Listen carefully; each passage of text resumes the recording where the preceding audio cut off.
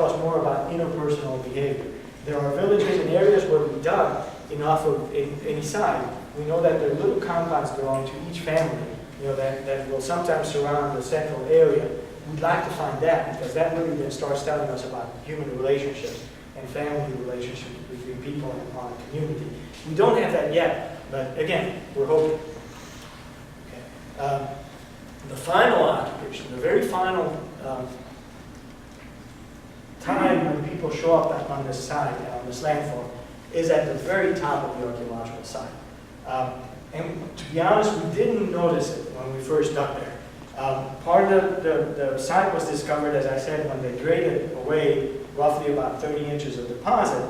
In one location where they did not grade away the deposit, we were able to put in a one-by-one excavation unit. We go down to 10-centimeter levels, screen everything, and pick out everything out of the screen.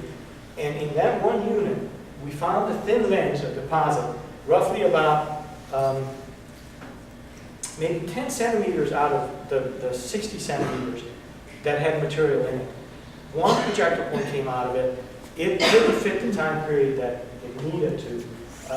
We're almost certain that the material that's at the very, very end, at the very, very top, dates to, let's not go there yet, dates to the late Archaic, which is roughly from, in this case, roughly about 1800 years ago to about 1500 BC to 300 BC, which is 3,500 to 2,300 years ago.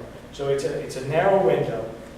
It's very thin. It's not, it's not very obvious. So we can see that by the time the climate improves, which is what was happening by that late Archaic time period, people didn't have much of a reason to come back to that landform. Climate was really good.